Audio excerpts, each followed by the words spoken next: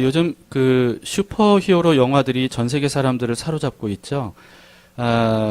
그 슈퍼파워, 그러니까 초능력을 가진 참 신기하고 놀라운 능력의 소유자들이 이제 지구를 지키는 이런 일들이 많이 영화에서 나타나고 있습니다. 그러니까 사람들이 여기에 열광하는 이유가 사람이 절대 가질 수 없는 어떤 초능력들을 이제 영화에서 그걸 실제처럼 구현을 해내니까 거기에 대해서 대리만족을 갖는 게 아닌가 하는 생각이 듭니다. 만약에 여러분들이 초능력자가 된다면 어떤 능력을 가지고 싶으신가요? 뭐 그런 생각을 해보신 적이 있으신가요? 하늘 나는 능력이나 뭐 염동력이라든지 아니면 순간 이동 능력이라든지 뭐 아무튼 여러 가지 능력들 중에서 우리가 갖고 싶은 능력이 있어도 사실은 그런 초능력을 갖는다는 것이 불가능한 일이죠. 그래서 사람들이 더 영화에 열광을 하는 게 아닌가 싶습니다. 사람들은 이런 그 초능력을 가질 수는 없지만 그러나 사람이 가질 수 있는 능력들, 이런 능력들을 계속해서 추구해 나가는 것 같아요. 어떻게든 더 큰 능력, 더 큰 힘, 더 많은 능력 이런 것들을 얻고 싶어서 끊임없이 노력을 하고 있죠. 학생들은 학력을 위해서 얼마나 정말 오랜 시간 동안 애쓰고 노력하고 학교를 다니고 그렇게 합니까? 또 체력을 얻기 위해서, 또 지구력을 얻기 위해서, 또 정치력, 경제력, 군사력 등등 아무튼 여러 힘들, 능력들 이런 것들을 사람들이 가지기 위해서 무한 경쟁을 하는 오늘날의 시대입니다. 여러분들은 어떤 능력을 추구하고 있습니까? 그리고 지금까지 어떤 능력을 얻기 위해서 그토록 애를 쓰고 시간을 들이며 공을 들이고 노력을 하고 있습니까?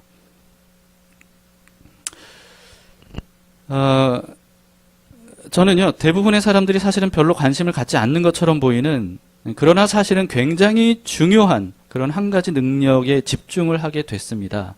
그 능력이 뭘까요? 네, 오늘 설교 제목에 나오잖아요. 분별력. 혹시 여러분들 분별력에 대해서 좀 관심을 가져보셨나요? 제가 분별력에 대해서 관심을 갖게 된 이유가 사실은 성경 때문입니다. 성경을 읽으면 읽을수록 이 분별력이라는 게 얼마나 중요한 능력인지를 깨닫게 됐습니다. 성경에는요, 분별력을 잃은 사람들이 얼마나 어리석고 잘못된 삶을 사는지, 다른 능력들이 굉장히 많음에도 불구하고 이 분별력이 없어서 패가 망신하는 삶을 사는 사람들을 성경을 통해서 굉장히 많이 보게 됐거든요.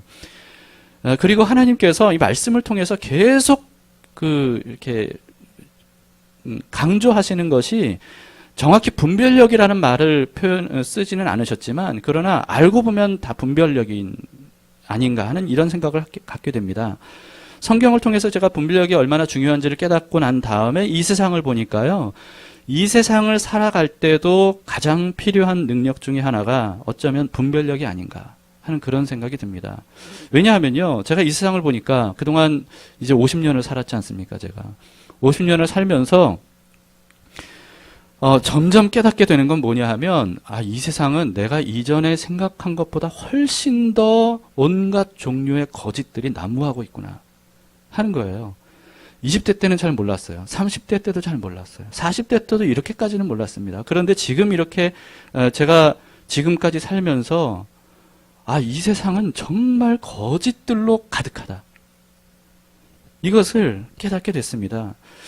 정말 진실보다요, 거짓이 압도적으로 더 많이 유통되는 세상이에요. 이 현실이 그렇습니다. 성경 말씀대로 이 세상은 정말 거짓의 아비인 사탄이 공중권세를 잡고 있다라고 말해도 과언이 아닐 정도로 그렇게 사람들의 마음속에 거짓이 가득하고 이 세상에 거짓이 가득하고 이거는 사람들뿐만 아니고 저도 마찬가지예요. 저도 얼마나 그동안 속아왔는지 그리고 제가 얼마나 거짓을 생활화하며 살아왔는지 우리 모두가 얼마나 사람들 마음속에 기본적으로 거짓이 익숙하게 그렇게 돼 있는지를 깨닫게 되면서 제가 몸서리를 칠 때가 참 많이 있습니다. 와, 이 정도구나. 여러분, 그래서 진실이 거짓에 가려서 보이지 않는 이런 어두운 세상을 살아가는 우리들에게 정말 진실과 진리를 분별할 줄 아는, 그리고 거짓이 무엇인지를 분별할 줄 아는 이런 분별력이라고 하는 지혜에 대해서 우리가 반드시 관심을 갖고 또 습득하기 위해 노력해야 된다라고 하는 거죠. 오늘 본문은요, 남유다의 마지막 왕인 시드기야가 왕이 된 지 4년 5개월째 되던 해에 있었던 일입니다. 이미 이때는 남유다가 참 굉장히 많은 재앙의 고초를 당했을 때 예레미야가 그 예언한 것들이 이루어지고 있는 그런 때였죠. 이제 완전한 멸망을 당하기까지 약 5년 정도가 남은 시점이었습니다. 그래서 이 바벨론이 느부갓네살 왕이 이미 두 차례나 남유다를 침공을 했고요. 그리고 두 번이나 포로들을 굉장히 많은 포로들을 끌고 갔던 이런 시점입니다. 그리고 남유다 왕이었던 여호야김 왕 그리고 그 다음 왕이었던 여호야긴 왕이 또 끌려갔었어요. 그 느부갓네살 왕에 의해서. 그리고 더 충격적인 것은요, 이스라엘 백성들이 이런 일은 있을 거라고 전혀 생각하지 못했던 일이 일어났습니다. 그건 뭐냐면 성전에 있던 값비싼 기물들, 이 거룩한 기물들, 이런 것들이 느부갓네살에게 거의 다 빼앗긴 이런 상황입니다. 그런데 그 정도가 아니라 예레미야는 뭐라고 선언을 했습니까? 이 성전이 결국은 실로처럼 될 것이다. 다시 말해서 완전히 파괴가 될 것이다. 라고 이렇게 이미 예언한 한 상태거든요. 여러분 이렇게 남유다는요 예레미야를 통해서 하나님께서 경고하셨던 말씀들이 진짜 눈앞에서 점점 현실이 되어가고 있는 이런 상황이었던 거예요. 이 시대가. 그럼에도 불구하고 남유다 왕과 백성들은요 예레미야를 통해서 하나님께서 하신 말씀들을 여전히 믿지 않고 있습니다. 제가 생각할 때 믿지 않았던 게 예레미야의 말에 신빙성이 없어서라기보다는요 믿고 싶지 않았던 것 같아요. 왜냐하면 예레미야 말대로면 진짜 큰일인 거잖아요. 나라가 망하는 거예요. 성전이 파괴가 되는 거예요. 자신들은 죽임당하거나 포로로 끌려갈 수밖에 없는 그런 미래가 다가온다는 겁니다. 그래서 이들은 예레미야의 예언도 부정하고 멸망해가는 지금의 현실도 부정했습니다. 우리는 망하지 않을 거야 라고 생각한 거죠. 예레미야는 거짓말을 하는 걸 거야 이렇게 말하는 거죠. 더구나 그렇게 생각하게 된 이유가 뭐냐 하면요, 새로운 선지자 하나니아라고 하는 사람이 등장했기 때문입니다. 오늘 본문에서 이 선지자가 등장을 하죠. 이 선지자는 성전에서 수많은 사람들을 향해서 이렇게 외쳤습니다. 오늘 2절부터 말씀을 보시면 하나니아 선지자가 이런 말을 했다고 기록을 하고 있죠. 만군의 여호와 이스라엘의 하나님이 이같이 일러 말씀하시기를 내가 바벨론의 왕의 멍에를 꺾었느니라. 내가 바벨론의 왕 느부갓네살이 이곳에서 빼앗아 바벨론으로 옮겨간 여호와의 성전 모든 기구를 2년 안에 다시 이곳으로 되돌려 오리라. 내가 또 유다의 왕 여호야김의 아들 여고니아와 바벨론으로 간 유다 모든 포로를 다시 이곳으로 돌아오게 하리니 이는 내가 바벨론의 왕의 멍에를 꺾을 것임이라. 여호와의 말씀이니라 하시니라. 이렇게 얘기합니다. 여러분 이 말이야말로 얼마나 유대인들이 그토록 듣고 싶었던 희망의 메시지입니까? 여러분 이들뿐만 아니고 우리도 마찬가지예요. 이런 식의 말씀을 우리가 얼마나 듣고 싶어해요. 잘 될 거야. 복 주실 거야. 반드시 우리의 기도를 응답해 주실 거야. 나쁜 일은 결코 일어나지 않을 거야. 라고 하는 이런 메시지. 이런 메시지들을 우리도 좋아하고요. 이들도 그런 메시지를 좋아했습니다. 그러나 여러분 하나니아의 주장과는 달리 하나니아의 말은 하나님의 말씀이 아니었습니다. 성경을 잘 모르는 사람들이 지금 제가 읽어드린 예레미야 28장 2절부터 4절까지의 말씀만 보면 이건 영락없이 하나님의 말씀이에요. 왜냐하면 하나니아가 뭐라고 얘기해요? 여호와께서 이렇게 말씀하셨다. 그리고 쭉 얘기한 다음에 이것이 여호와의 말씀이다. 이렇게 얘기했거든요. 더구나 그 말 안에 부정적인 게 전혀 없어요. 잘 될 거라는 거예요. 회복될 거라는 거예요. 망하지 않을 거라는 거예요. 우리는 복받은 하나님이 선택한 민족이라는 거예요. 틀린 말이 어디 있어요. 그러니까 이 말을 더 믿고 싶고 또 이 말을만 들으면 정말 그 말이야말로 영락없는 하나님의 말씀인 거죠. 그러나 여러분 이 하나님의 말이 하나님의 말씀이 아닌 이유는요. 우리가 앞뒤 내용과 예레미야서 전체 내용을 읽어보면 알 수가 있습니다. 성경을 사용하는 이단과 사이비의 많은 사람들이 속는 이유가 뭐냐 하면 성경을 전체적으로 보고 배운 적이 거의 없기 때문이 아닌가 하는 생각이 들어요. 신천지를 비롯한 이단 사이비들의 특징이 뭡니까? 성경을 인용해요. 각 구절들을 끌어다가 자신들의 마음대로 짜깁기한 교리를 만듭니다. 그리고 그걸 가르쳐요. 그러니까 이걸 듣는 사람들이, 성경을 전체적으로 이해를 못하는 사람들은 교리에 인용된 성경 구절들을 보면 정말 신기할 정도로 딱딱 들어맞는 것처럼 보이는 거예요. 그러니까 이게 성경이 이렇게 풀리는 거구나, 이렇게 사람들이 생각을 하죠. 그러니까 많은 사람들이 이단 사이비들의 교리에 속고요, 그러면서 우리야말로 진짜 성경대로 믿는 그런 교회다, 이런 주장을 하는 겁니다. 그러나 여러분, 이단 사이비들이 자신들이 만든 교리에 인용된 성경 구절들, 이런 구절들을 제 위치로 갖다 놓고, 그리고 그 구절들의 앞뒤 맥락과 전후 사정들, 이런 내용들을 보면 사실은 그 구절이 전혀 그런 의미가 아니라는 사실들을 알 수가 있다는 거죠. 오늘 본문의 하나냐의 말도 딱 그 부분만 읽으면 영락없는 하나님의 말씀이라고 볼 수 있지만, 그러나 성경을 구절로만 읽어서는 안 된다는 겁니다.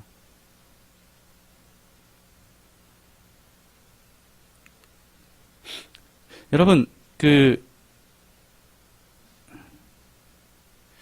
하나님께서는요, 회개하지 않는 남유다 백성들에게 여전히 회개할 기회를 주셨습니다. 지금이라도 죄악을 버리고 하나님께로 돌아오면 하나님께서 바벨론으로부터 보호해 주시고 안전하게 지켜주겠다라고 말씀하셨어요. 그러나 회개하지 않으면 결국은 바벨론에 의해 완전히 멸망을 당하게 될 것이다, 이게 끝이 아니다 라고 하면서 하나님께서 끊임없이 경고하셨습니다. 심지어 예레미야 선지자에게 직접 목에 멍에를 매라고 하셨어요, 하나님이. 그래서 예레미야 선지자가 소의 목에 매는 그런 멍에를 예레미야가 직접 맸어요. 그러면서 하나님의 말씀을 선포했어요. 너희도 회개하지 않으면 이처럼 목에 멍에를 맨 채로 바벨론으로 모두를 끌려가게 될 것이다. 그 정도로, 이 눈으로 볼 수 있을 정도로 강력하게 그런 메시지를 하나님이 전하도록 하신 거죠. 심지어는요, 차라리 바벨론 왕에게 순순히 항복해서 목에 스스로 멍에를 메고 끌려가는 편이 피해를 최소화하는 길이다라고까지 말씀을 하셨습니다. 이렇게 말씀하신 것이 하나님께서 주신 마지막 기회였어요. 그런데 하나냐는 정반대의 얘기를 했던 겁니다. 아니다, 그렇게 되지 않는다. 2년 안에 이 모든 재앙은 끝날 것이다. 모든 것들이 다 회복될 것이다. 성전도 정상화될 것이다. 나라도 정상화될 것이다. 이런 말을 했습니다. 이건 예레미야의 말과 정면으로 대치되는 말이었죠. 둘 중 하나는 거짓일 수밖에 없어요. 하나냐가 거짓을 하든가 예레미야가 거짓을 한다고 생각할 수밖에 없는 그런 상황이었죠. 여러분, 하나냐가 그런 예레미야가 설교한 것에 정면 반박했을 뿐만 아니고 심지어는 어떻게 했냐면요, 오늘 10절 11절을 보면 예레미야 목에 있는 그 멍에를 뺏었어요. 그리고는 그 멍에를 꺾어버렸어요. 그러면서 하나님께서 말씀하셨다. 하나님께서 바벨론의 멍에를 이렇게 꺾으실 것이다.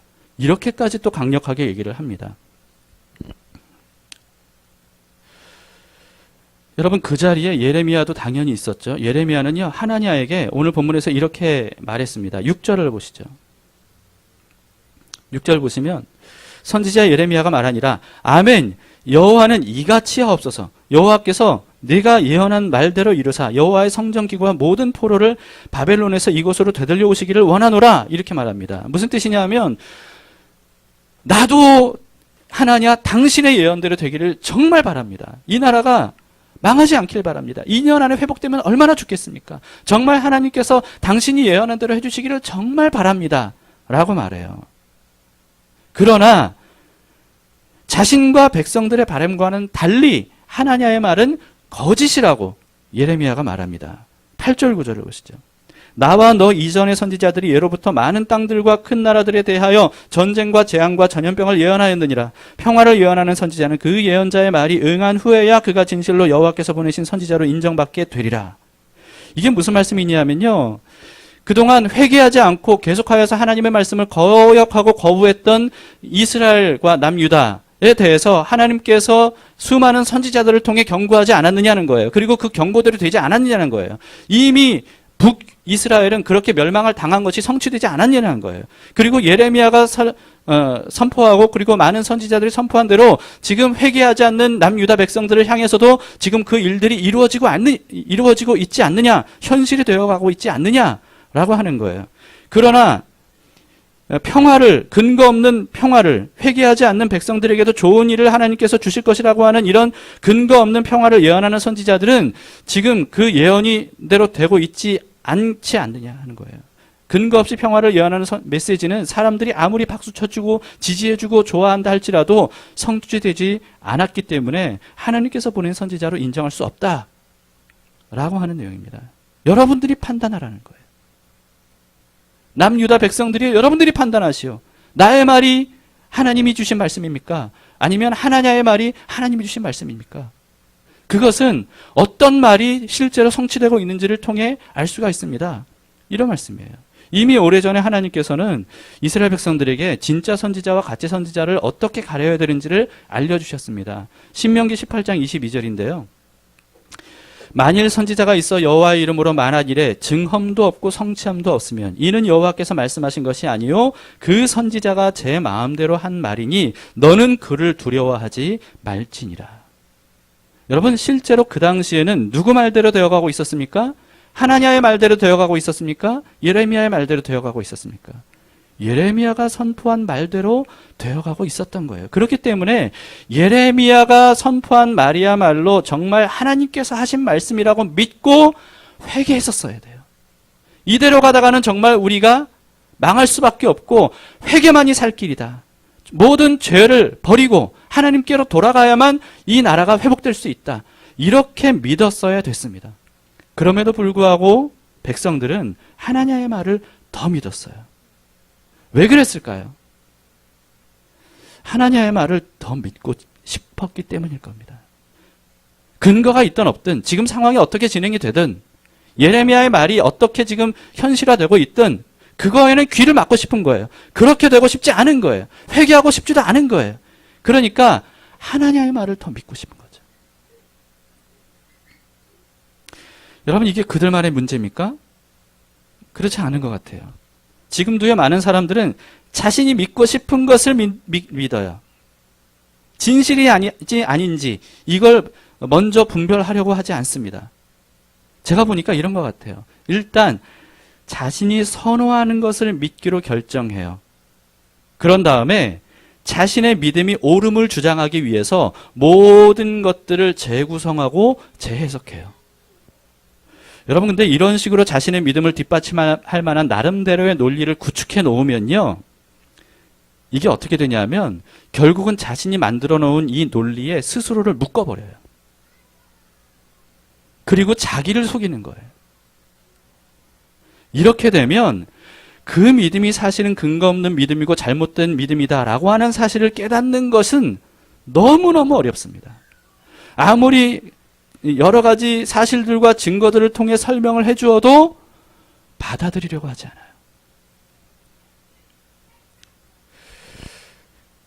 않아요. 제가 수년 전에 청년부를 담당했을 때 한 자매의 가족이 안타깝게도 어떤 이단으로 모두 이렇게 가버리는 이런 일이 있었습니다. 제가 그 자매를 돌이키게 하려고 만나서 그 교회가 왜 이단인지 이런 것들을 성경적으로 설명을 해줬어요. 근데 그 자매는 받아들이려고 하지 않았습니다. 왜냐하면 그 자매의 말은 이런 거예요. 기존 교회에서는 가족이 너무 많은 상처를 받았다는 거예요. 그런데 그 교회를 가니까 굉장히 많은 위로를 받고 사랑을 받고 환대를 받았다는 거예요. 그러니까 그 교회를 가겠다라고 하는 거예요. 여러분 그 자매와 그 자매 가족에게는요. 진리가 뭔지, 진실이 뭔지, 사실이 뭔지 이게 중요한 게 아니었더라고요. 이걸 중요하게 여기지 않았더라고요. 자신들에게 위안을 주는데 왜 이단이라고 말하냐는 거예요. 왜 가면 안 된다고 말하냐는 거예요. 자신들에게 이런 유익을 주는 곳을 가서 위로를 받고 힘을 얻고 용기를 얻는 게 더 중요하지 않느냐. 이런 거죠. 여러분 근데 사실 이런 분들뿐만 아니고요. 이단뿐만 아니라 정통교회에서 신앙생활을 하는 많은 사람들도 제가 보니까 이런 마음으로 교회를 다니는 사람들이 너무나도 많더라고요. 이단으로 가지 않았을 뿐이에요. 정통교회를 다닐 뿐이에요. 그러나 똑같은 마음인 거예요. 무슨 뜻이냐면요. 진리와 진실을 제대로 알고 믿으려고 하기보다는 내 마음이 얼마나 편안한가, 내 마음이 얼마나 위로를 받고 희망을 얻는가, 얼마나 자기 마음을 만족시켜 주는가, 이런 기준으로 교회를 평가하고 목사의 설교를 판단하는 그런 모습들을 저는 굉장히 많이 봤습니다. 오늘날 정말 이단 사이비가 이 세상에 넘쳐나죠. 정말 판을 치고 있습니다. 뭐 자기 세상을 만난 것처럼 그렇게 왜 이렇게 되냐 하면 저는 생각해 봅니다. 정통교회 책임이에요. 정통교회가 이런 교인들을 양산했기 때문입니다. 진리, 진실 이런 것에 집중하고 거기에 자신의 믿음을 거는 것이 아니라 자신의 만족, 자기 안위, 자기에게 위로 주는 것, 자기 듣기 좋은 것들, 이런 것들을 추구하는 교인들을 양산했습니다. 올바른 진리를 있는 그대로 전하고 가르치지 않았어요.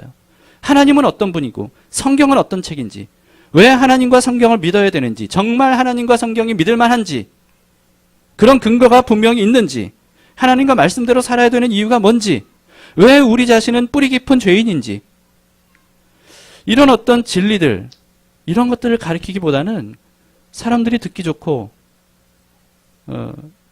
듣고 싶어하는 이런 메시지들, 또는 얼마나 헌신하면 어떤 복을 받을 것이다 라고 하는 어떤 기복주의적인 어떤 이런 신앙들, 이런 것들을 오랫동안 가르쳤던 것이 사실입니다.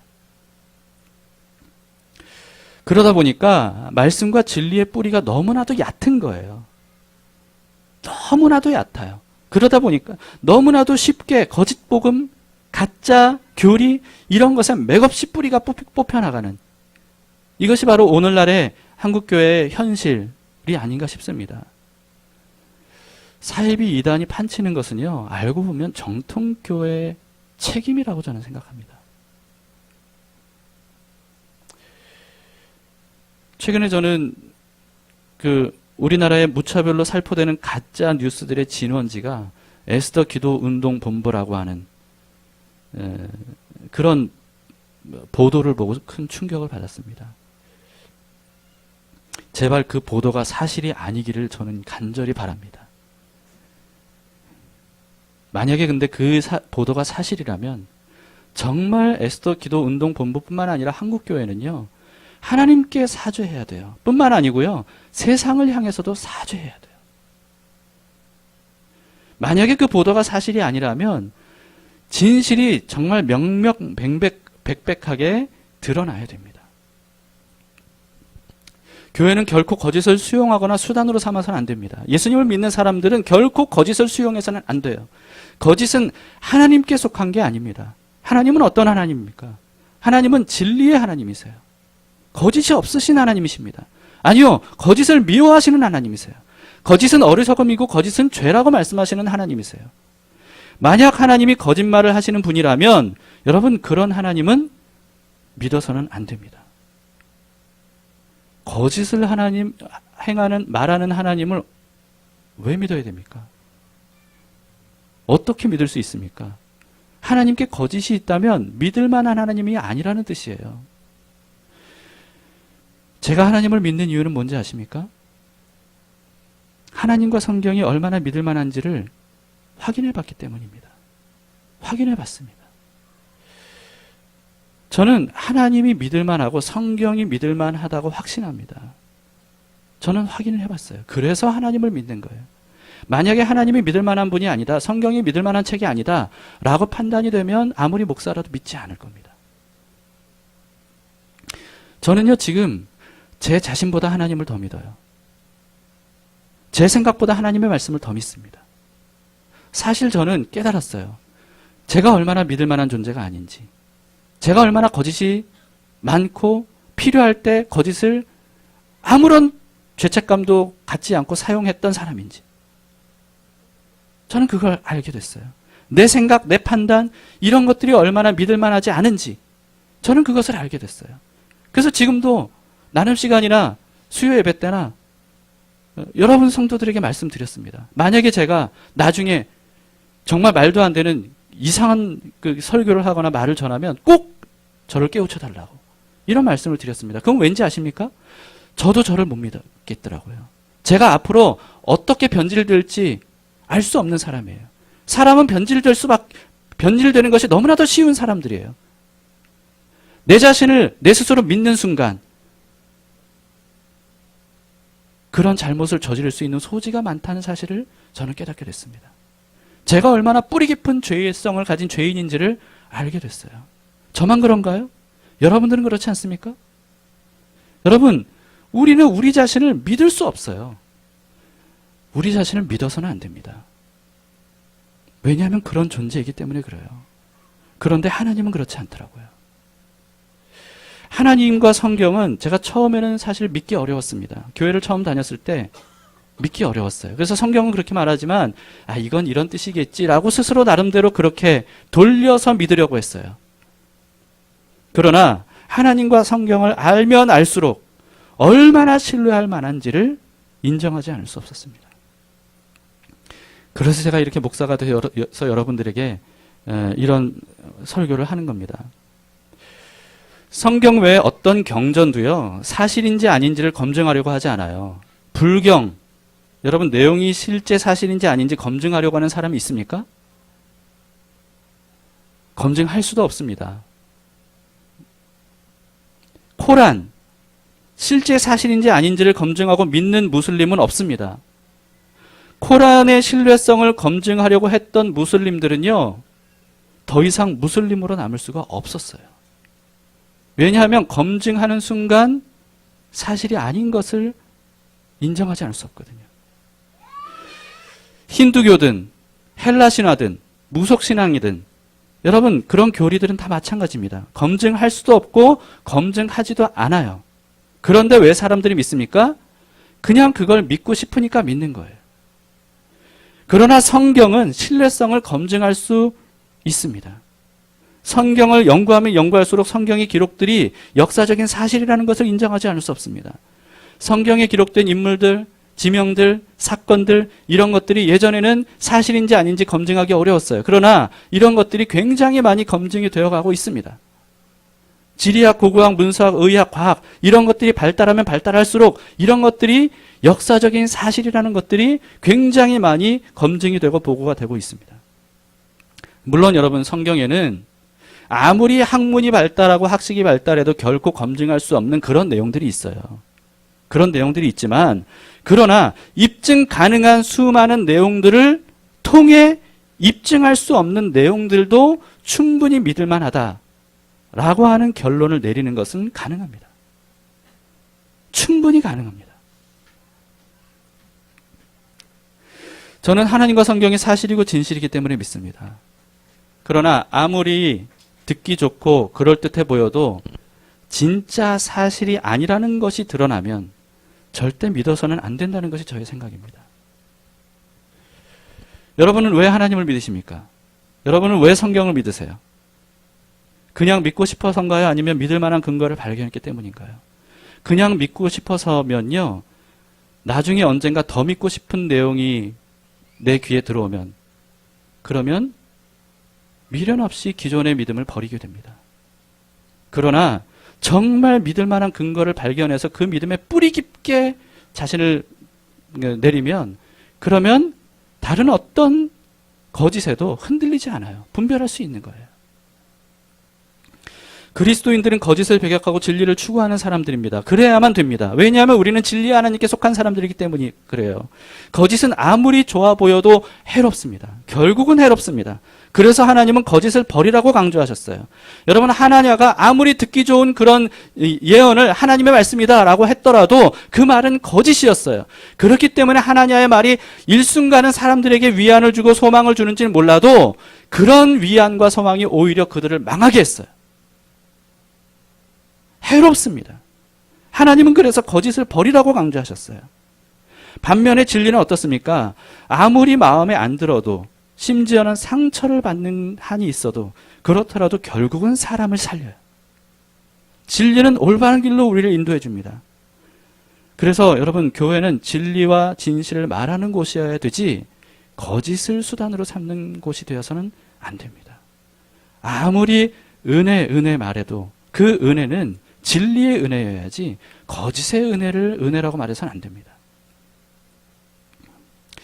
거짓을 말하고 거짓을 사용하는 교회가 있다면 그 교회는 가짜예요. 아무리 사람들의 마음을 사로잡는 정말 울렸다 웃겼다 하는 그런 설교를 한다 할지라도 사람들에게 거짓을 가르친다면 그 설교와 그 목사는 가짜입니다. 그런 교회와 목사는 아무리 좋아도 떠나야 돼요. 그래야 삽니다. 500년 전 종교개혁이 필요했던 이유가 뭡니까? 1000년 이상 중세시대를 지내오면서 중세교회가 성경의 진리를 사람들에게 숨겼어요. 그리고는 자신들의 입맛에 맞는 거짓 교리들을 만들어 가르쳤습니다. 종교개혁은 중세교회의 교리가 얼마나 거짓된 것인지를 성경을 토대로 밝힌 사건이에요. 중대한 사건이죠. 여러분, 오늘날 이 시대를 살아가며 교회를 다니며 예수를 믿는 우리들에게도 종교개혁이 필요하지 않습니까? 우리는 우리가 믿고 있는 대로 믿는다면 종교개혁이 필요한 사람들이에요.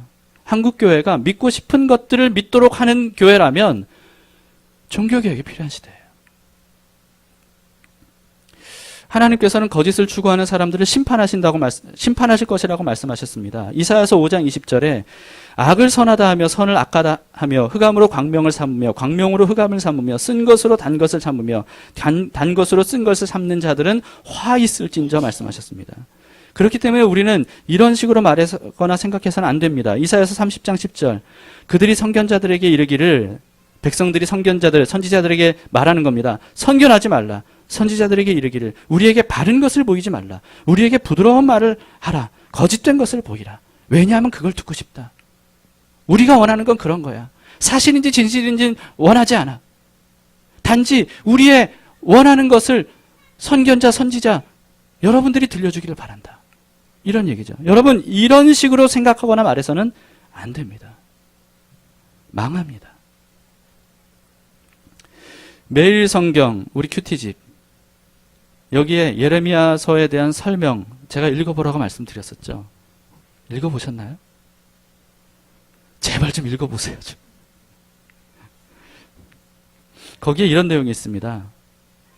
거짓 예언자들은 성적으로 타락하거나 물질을 탐하거나 권력과 결탁되어 있다. 거짓 예언자들은 근거 없는 평안의 예언을 남발한다.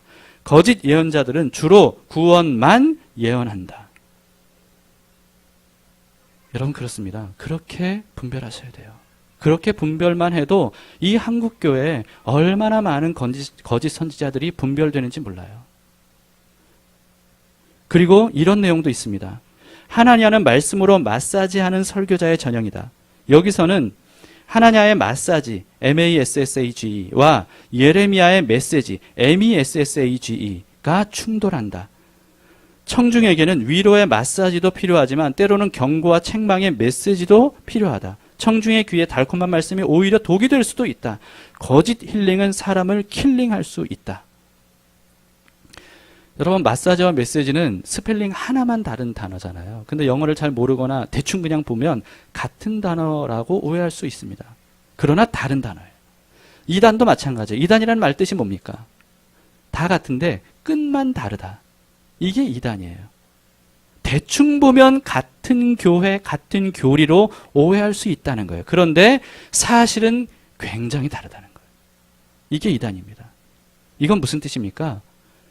마사지인지 메시지인지 이단인지 아닌지 분별력이 필요하다는 거예요. 분별력이 없으면 똑같다고 생각하는 거예요. 그런 것을 옳다고 생각하기 쉽고 옳은 것을 그르다고 생각하기 쉽다는 겁니다. 진리를 거짓이라고 생각하기 쉽고 거짓을 진리라고 생각할 수 있다는 거예요. 위로와 평안의 마사지, 하나님께서 나에게 주시는 은혜구나 오해할 수 있다는 거예요. 그러나 그것은 메시지가 하나님의 메시지가 아닐 수도 있다는 것을 분별해야 된다는 거예요. 분별력을 기르는 가장 좋은 방법은 뭡니까? 가짜들을 연구하면 되나요? 물론 그것도 필요합니다. 그러나 가짜들만 연구한다고 해서 진짜를 분별할 수 없어요. 진짜와 가짜를 분별하는 가장 좋은 방법은 진짜를 정확히 하는 겁니다. 진짜는 하나예요. 진짜인 그것을 확실히 정확히 알면 그것과 다른 것들은 가짜인 거예요. 여러분, 그래서 진짜를 정확히 면밀히 알아가는 것이 우리에게 필요합니다. 진짜에 대해 정확하고 면밀하게 알려고 하지 않기 때문에 그만큼 분별력이 떨어지는 거예요. 그러니까 엇비슷한 거는 다 맞는 거, 옳은 것이라고 생각하는 거죠. 여러분, 그래서 매일 성경에 또 이런 내용도 있는데요. 마음에 새겨야 됩니다. 하나님의 말씀을 정직하게 선포하는 메신저도 필요하지만 그러한 심판의 메시지를 거부하지 않고 그대로 하나님의 말씀으로 받아들이는 청중도 필요하다. 예수님 시대에 사마리아 여인을 예수님께서 만나셨죠. 사마리아 여인이 처음에는 예수님이 어떤 분인지 몰랐습니다. 그런데 그분을 알게 됐어요. 그리고는 깜짝 놀랍니다. 그리고 이 사실을 그 마을 사람들에게도 알려요. 이 사마리아 여인의 말을 들은 사람들이 정말 메시아가 왔나? 라고 하고는 예수님에게 우르르 달려옵니다. 그러면서 무슨 얘기를 했습니까? 여인에게 말하길, 이전에는 당신이 전한 말을 듣고 들었지만 그러나 이제는 직접 예수님을 만나고 우리가 믿는다. 이렇게 얘기했습니다. 여러분, 성경에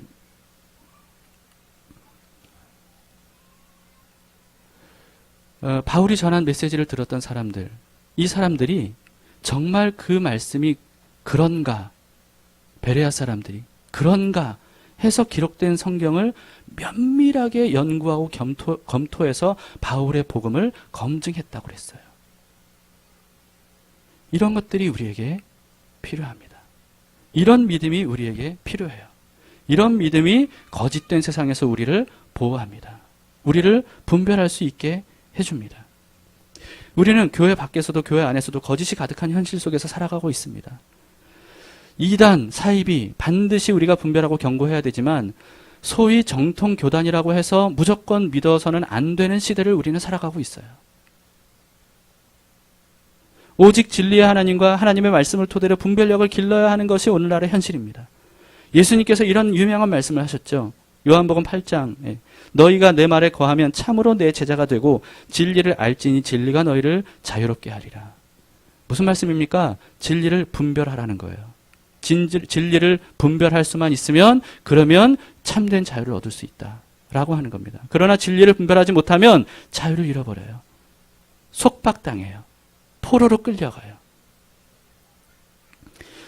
진리를 제대로 알고 그 진리의 뿌리를 내림으로써 여러분 자유롭고 견고한 삶을 살아갈 수 있기를 바랍니다.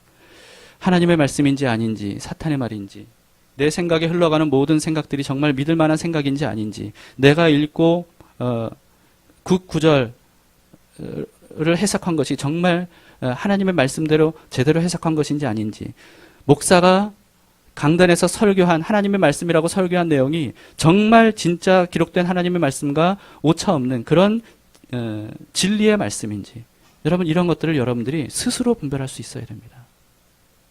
목사가 말하는 것이라고 100% 믿을 수 없어요. 성경과 맞지 않을 수도 있습니다. 사람이 해석한 대로 그것을 믿어서는 안 돼요. 여러분, 신학, 교리 이런 것들은 굉장히 도움이 되는 겁니다. 그러나 신학과 교리는 성경을 토대로 했다 할지라도 사람들이 해석하고 정리한 것일 뿐이에요. 아무리 위대하고 뛰어난 신학자라 할지라도 오류가 있을 수 있어요. 이것이 진짜 맞는 해석인지 아닌지를 끊임없이 신학자들이 연구하고 검토하고 기록된 말씀을 통해 면밀히 따져봐야 됩니다. 그렇게 해서 옳은 해석들을 계속 추구해 나가야 됩니다. 사람이 만든 신학과 교리는 틀릴 수 있어요. 그러나 하나님의 말씀은 그렇지 않습니다. 하나님의 말씀은 믿을 수 있어요. 믿을 만해요. 이것을 여러분들이 직접 검증해 봐야 된다는 거예요.